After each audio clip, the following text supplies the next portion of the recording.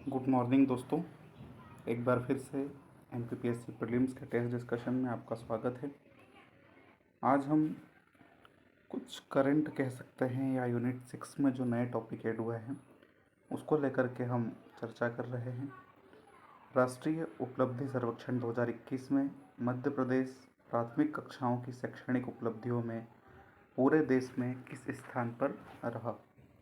ठीक है, तो राष्ट्रीय उपलब्धि सर्वेक्षण 2021 के अनुसार पूछ रहा है प्राथमिक कक्षाओं की शैक्षणिक उपलब्धियों के बारे में पूरे देश में कौन सा स्थान है। तो ये स्थान आपका 5वां है। ठीक है, तो इस तरह के प्रश्न इस बार अपेक्षित है आपसे। कुछ डाटा, कुछ रिपोर्ट्स, कुछ आंकड़े, बजट, इनको लेकर के आपसे इस बार प्रश्न पूछे जाएंगे। ठीक है, भारत सरकार ने शैक्षिक रूप से पिछड़े ब्लॉकों में मॉडल स्कूल स्थापित करने हेतु वर्ष 2011-12 में योजना शुरू की। इस योजना को कब लागू किया गया। ठीक है, तो शैक्षिक रूप से जो पिछड़े ब्लॉक है, कुल ऐसे 89 ब्लॉक है, इसमें आदर्श विद्यालय स्थापित किया 2011-12 में। ये भारत सरकार के द्वारा शुरू किया गया था, लेकिन मध्य प्रदेश में इसको कब लागू किया, तो मध्य प्रदेश में 2015-16 में इसको लागू किया गया। मध्य प्रदेश की अनुमानित आर्थिक वृद्धि दर 2022-23 में कितनी अपेक्षित की गई। ठीक है, तो 2022-23 में मध्य प्रदेश की जो इकोनॉमिक ग्रोथ रेट है उसको कितना आंका गया, तो 16.43। ठीक है, 16.43 जो है आपकी इकोनॉमिक ग्रोथ को अनुमानित किया गया है, एस्टिमेट किया गया है, एक्सपेक्ट किया गया है। मध्य प्रदेश की जीडीपी में 2001 की अपेक्षा 2022-23 में कितने गुना की वृद्धि हुई है। ठीक है, तो हमारे पूर्व मुख्यमंत्री शिवराज सिंह चौहान ने बदलता मध्य प्रदेश नाम से एक उन्होंने पत्रिका शुरू की थी। उसमें उन्होंने 2001 की अपेक्षा 2022-23 में मध्य प्रदेश की जीडीपी में 16 गुना की वृद्धि को दर्शाया था। ठीक है, ये हम बजट के आंकड़ों में भी देख सकते हैं कि हमारी जीडीपी में पिछले 20 वर्षों में कितने की ग्रोथ हुई है, तो 16 गुना की ग्रोथ हुई है। ठीक है, मध्य प्रदेश की प्रति व्यक्ति आय 2022-23 में बाजार मूल्यों पर कितनी अनुमानित है। ठीक है, तो बाजार मूल्य पर जो है हमारी प्रति व्यक्ति आय 1,40,583 रुपये, जो ऑप्शन सी में दिया गया है, ये हमारी बाजार मूल्य पर प्रति व्यक्ति आय जो है मध्य प्रदेश की। 2022-23 में कृषि विकास दर का प्रतिशत कितना है, तो 2022-23 में हमारी कृषि की जो विकास दर है वो आपकी 19% है। ठीक है, एमएसएमई क्षेत्र में कृषकों के लिए निम्नलिखित में से कितने प्रतिशत की बढ़ोतरी हुई है।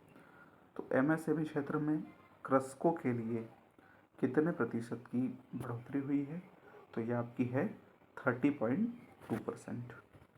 ठीक है, मध्य प्रदेश की गेहूं निर्यात में कितने प्रतिशत की भागीदारी वर्तमान में है, तो गेहूं निर्यात में हमारी भागीदारी जो है वो 46% है।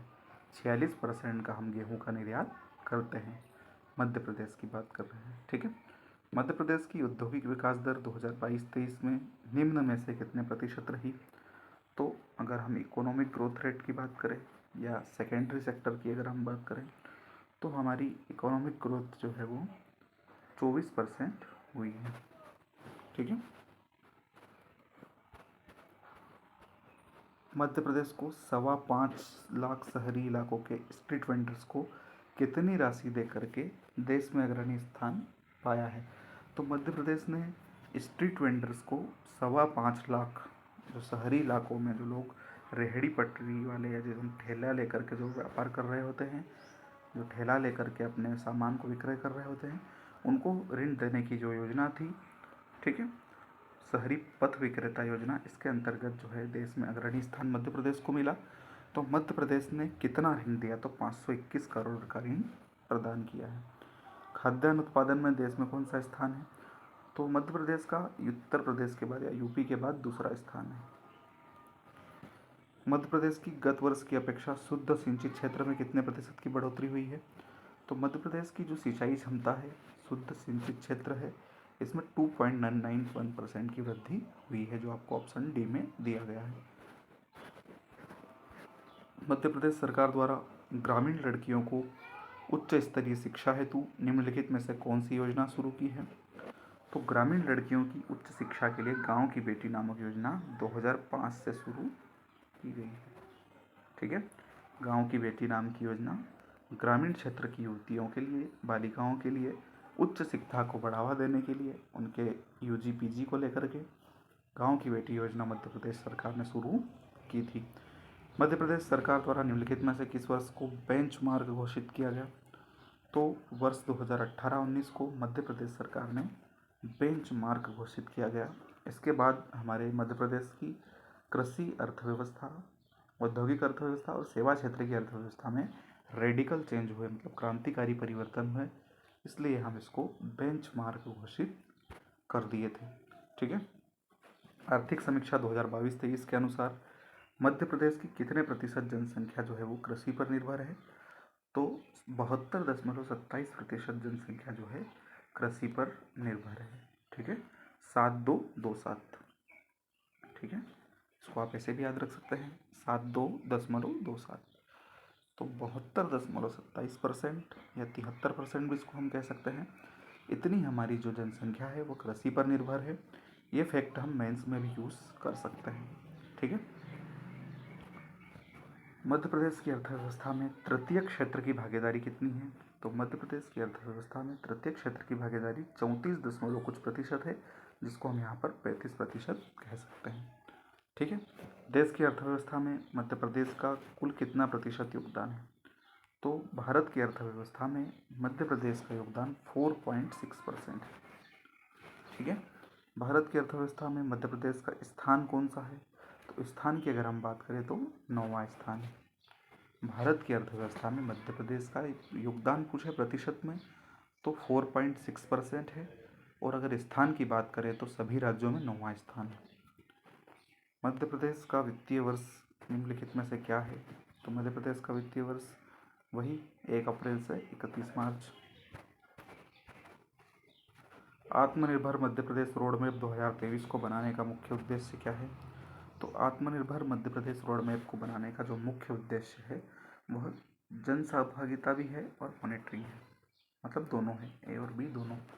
जन सहभागिता, पब्लिक पार्टिसिपेशन और मॉनिटरिंग, ये दोनों जो है आत्मनिर्भर मध्य प्रदेश के रोड मैप को बनाने के उद्देश्य हैं। ठीक है, राज्य का एकमात्र यूनानी चिकित्सा महाविद्यालय कहाँ है? तो ये तो आप जानते ही है, बुरहानपुर में है। काफ़ी पुराना घिसा पीटा क्वेश्चन। मध्य प्रदेश के किस विश्वविद्यालय ने विदेशी विश्वविद्यालय के साथ अध्ययन व अनुसंधान के लिए सहमति दी है? तो DAVV ने सहमति दी है।